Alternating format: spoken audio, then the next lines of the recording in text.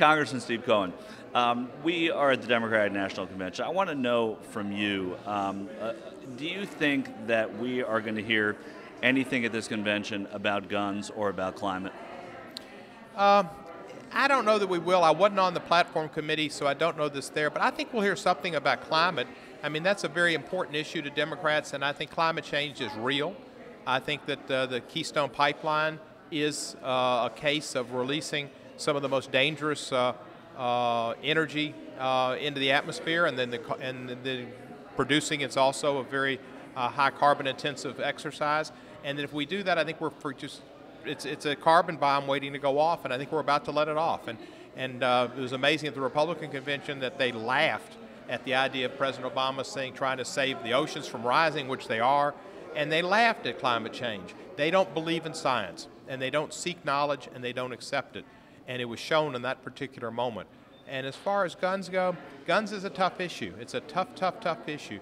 But I think that we need to address at least some efforts at these the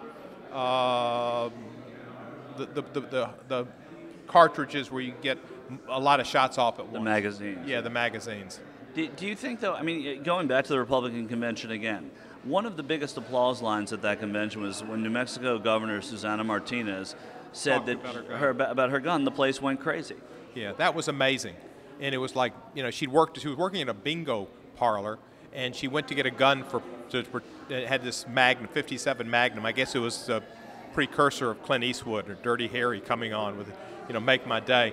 It was guns and bingo, the new Republican thing, and maybe it's, but it's amazing that was such a strong line. But that's what was there. It was not representative of America. Not that there are a lot of fine Americans that want to carry a gun, and I don't see anything wrong with having a gun permit. But I do see something wrong with having these magazines that the only purpose is to go out and kill a lot of people at once, and allowing people to get guns who are mentally ill. And the federal government this year passed, at least the House, it didn't go through the Senate, passed a bill to federalize handgun reciprocity laws. Wherefore, if like Tennessee, where I drew the handgun permit law, I said you had to be 21 years of age. You can't have a handgun permit unless you're 21. But under this law that the House passed, and I think every Republican voted for it lockstep, if you're from Alabama where you only have to be 18, and about a dozen other states where you have to be 18, you could come into Tennessee and carry a gun even though Tennessee law says you have to be 21, because the federal government decided to trump Tennessee law and say that any state had to respect the gun laws of another state. And at the same time, that's against the federalism that they claim they're all for on devolving down issues with dealing with choice, abortion, whatever, and they want to leave it up to the more repressive legislatures. In listening to you talk about that, I mean, there's some of these gun laws are so inane. I didn't know the one you just talked about. But we're at a place where, I heard you say early in this conversation, guns are tough. Guns are tough. Why are guns tough? I mean, to the layperson, guns seem like a slam dunk. Well, a lot of people do have guns. A lot of hunters and fisher. No, not fisher people. You don't need a gun to fish, but hunters. Maybe in Tennessee, is that what they do? Well, you shoot them and get them, but no, hunters. And their rights have never really been threatened, but the NRA has made them feel they've been threatened. And anytime you do anything, the NRA wants to sell every possible. I mean, they represent not just the members, but also the producers of ammunition and guns, etc. And they want to do whatever they can. They beat a woman in Tennessee who was the minority leader and the majority leader in the Republican House, who had opposed a bill to say that businesses could not allow someone, an employee or others, to bring a gun onto their property. Pro-business, pro-chamber of commerce, pro-private property rights. They wanted to let somebody overcome that and bring a gun on regardless. They put about $100,000 into a race and they beat her. This is in the Republican leader. So that the NRA is writing our gun laws by deciding who's going to be in legislatures, who's going to be in Congress. They're really writing our gun laws, because what you're talking about when you talked about those multi-shot magazines and those are things that no hunter needs. I mean, there's not a hunter who needs to be able to fire 100 shots in a minute. They're killing machines, and yet the NRA has somehow bamboozled us. How do we get back, or how do you as a congressman, how does the Congress, how do the people get back to reasonable gun laws? It's going to be difficult. The NRA is extremely powerful, and they take no prisoners, and they showed it in Tennessee. And people on the Republican side, like I say, they totally forgot federalism on the reciprocity issue. It was whatever the NRA wanted, that's what they wanted, and they passed the bill. The president has kind of stayed away from that issue too, but he's also thought he could work with the Republicans. When they told him up front, our number one priority is to beat you, and he didn't accept that. Well, I think he's going to accept it after November the 6th, and I think we'll see a better president who's giving everybody hope and change. That is good to hear for a lot of people. Just quickly, once more on guns with these, the NRA has these report cards, which I'm sure you're familiar with. How much to a layperson, we don't know these things, how much to a member of Congress, how important are these report cards that we hear about? How much is that in your mind when you're making a vote? Well, it does. They let you know that this is going to be graded, and it's not just them. It's the Humane Society, which, and other issues where I side with that group. But it does make a big difference.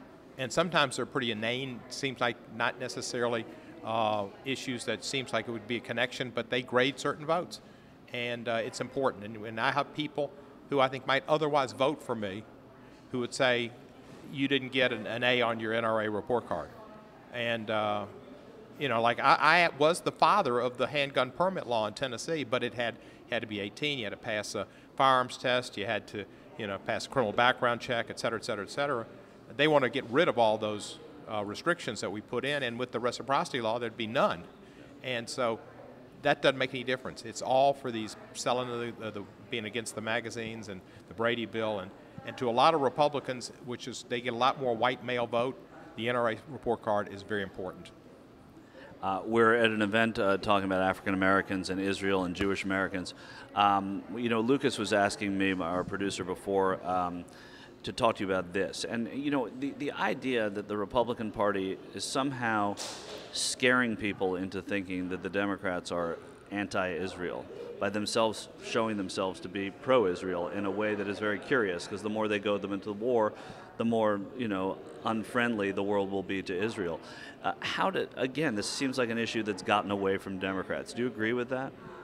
I think it has because of some of the rhetoric, and I do think that President Obama has done more for Israel. When I visited Israel, I learned about the defense we've supplied for them and the dome system, and that dome has been very successful in shooting down missiles coming into Israel. We have given more to them in the way of aid through military and keeping them in a position where they're superior to their neighbors and their rivals. And President Obama has been excellent in all types of aid. Israel, on the other hand, is losing in the world opinion. And whether they should or shouldn't is not really, I think, the issue. Is the fact they are losing. And while Turkey and Prime Minister Erdogan have gone sometimes at a distance and maybe appealing to the Arab street, Turkey used to be a better friend to Israel than they are now. You got to have some friends. And it's a tough place. I mean, Dylan had a song about the neighborhood bully. And it's a tough playground that Israel's in. And look at their neighbors. And you got to be the neighborhood bully sometimes, but there's a time when you got to realize that, this Arab Spring and this desire for democracy, it's everywhere. Leonard Cohen's got a song there about democracy is coming to the U.S. of A. Well, democracy's coming to the West Bank, and whether it's going to be on Israel's terms with Palestine or whether it's going to be on their terms, it's going to happen. So I think they have to be preemptive. And don't you think it's more about, or I'll ask you, is it not more about Benjamin Netanyahu than it is Barack Obama? I think it is. Prime Minister Netanyahu is very difficult to deal with on this issue. He is a hardliner. What happened when he came to Washington, and I don't think he was respectful of our president. I thought that the response in Congress was overboard. I went to Israel with a group of J Street people, and he did not meet with us. That was very much a poor sign of a prime minister who wanted to reach out to the American Jewish community. He wants to reach out only to like-minded people. And you get yourself isolated, it's bad. So, Congressman Steve Cohen, Democrat, Tennessee. Memphis. Memphis. Can you do it? Do it. Can you get the lip quivering? Memphis. All right, there you go. I miss. What do you miss about me? I miss everything about Memphis. There you go. Well, tell me one thing. If only I had Lisa Marie. Well, if only you did. Everybody can't have Lisa Marie. That's right. Only lucky people. Tell me, please, one nice thing about Willard Mitt Romney, if you will.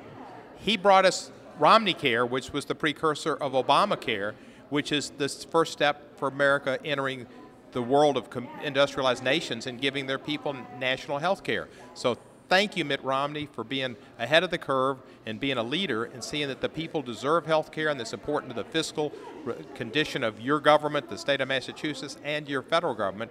And Mitt Romney Part 1 was phenomenal, and thank you for giving us Romney Care, which is the beginnings of Obamacare.